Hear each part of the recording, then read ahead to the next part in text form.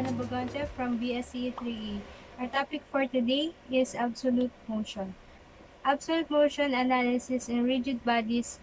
The defining relation motion will include both linear and angular velocity and linear and angular acceleration.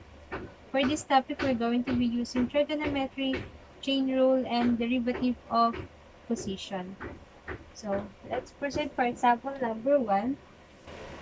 Motion of equilateral triangular plate ABC in its plane is controlled by the hydraulic cylinder D if the piston rod in the cylinder is moving upward at a constant rate of 0.3 meter per second during an interval of its motion. Calculate for the instant when theta is equal to 30 degree the velocity and acceleration of the center of the roller B in the horizontal guide and the angular velocity and angular acceleration of HCB. So we have to calculate the velocity and acceleration at the center at the roller B or at the point B. And the angular velocity and angular acceleration of HCB. So meron tayong given dito na angular or constant rate or upward moving or velocity at point A. So 0.3 meter per second square per second. And also we have B, which is 0.2 meter.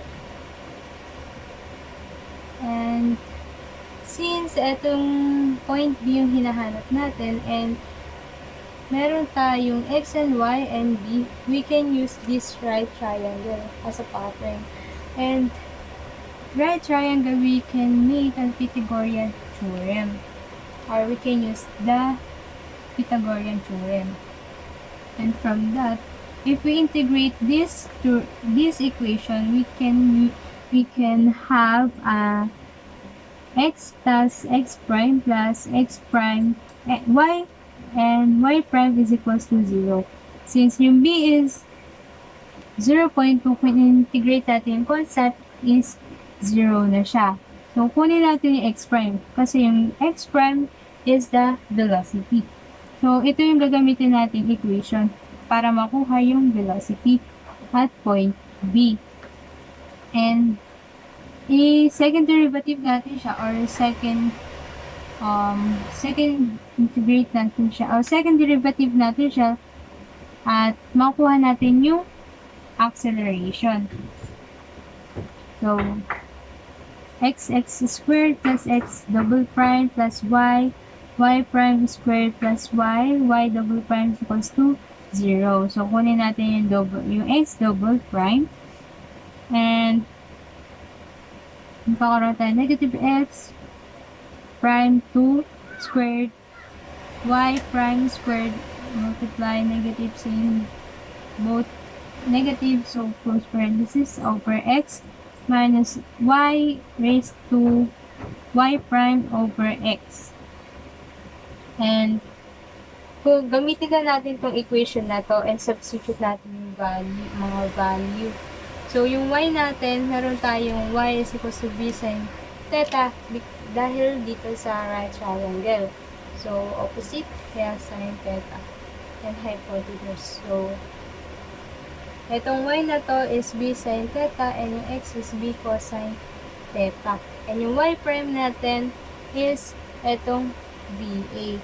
Kaya siya y kasi nasa upward motion siya or nasa point A siya. Kaya y prime and y prime is BA. And since this sin theta over cosine theta is equivalent to tan 30 degree and cancel out yung B and substitute natin value of B A which is 0.3 meter per second and ang makukuha natin dyan is negative tan 30 multiplied by 0.3 equals to 0.3 0.1732 meter per second.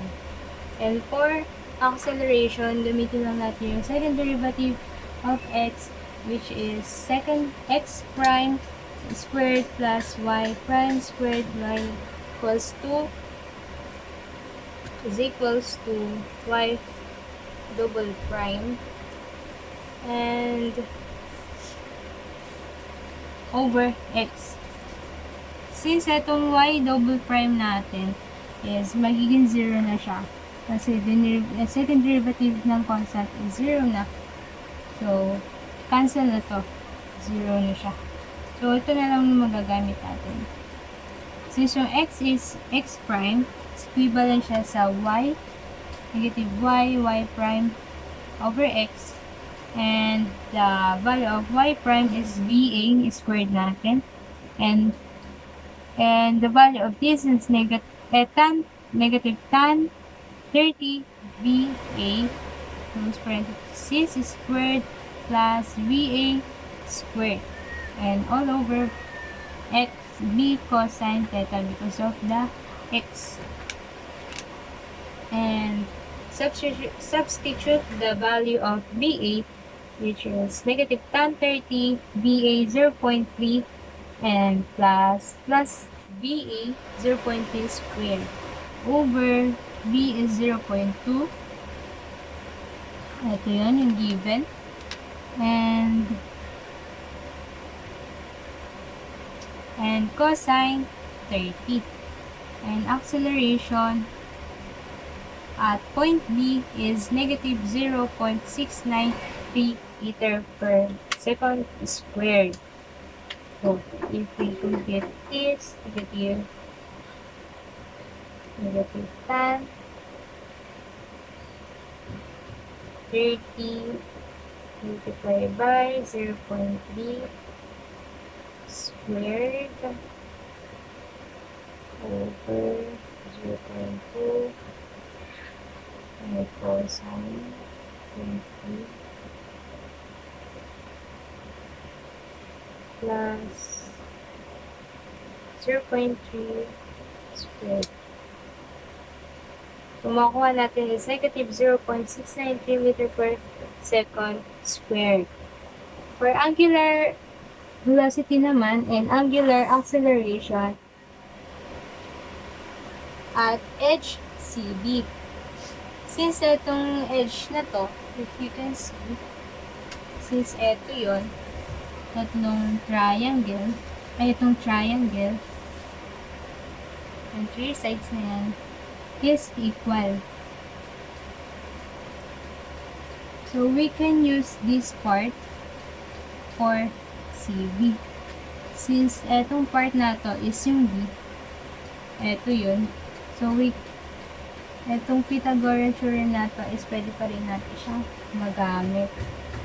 So, meron tayong equation na y, B, equals to y is equals to b sine theta, and for second derivative is y prime is equals to b theta cosine theta, and y prime is equals to omega or theta, since omega na siya kasi angular na, and kunin natin yung theta prime. So, kasi yung theta prime is equivalent siya sa angular velocity. And y prime natin is VA over B cosine theta. Yung B natin is 0.2 and cosine theta. Cosine 30. And substitute yung VA 0.3. Yung BA 0.3, 0.2 cosine 30. Omega is 1.73 or theta prime to. Kasi omega na siya. Or angular velocity. So, makuha natin is 1.732. So, yun yung for angular velocity. And for angular acceleration, and the second derivative of the theta prime, which is, i-arrange lang natin to. So, para madali siyang i-derivative. So, kung second prime, double prime, is equals to alpha. And y prime is equals to dA over b. And second theta is equivalent to second theta tan theta. And BA natin is 0.3 over 0.2 second 30 tan 30.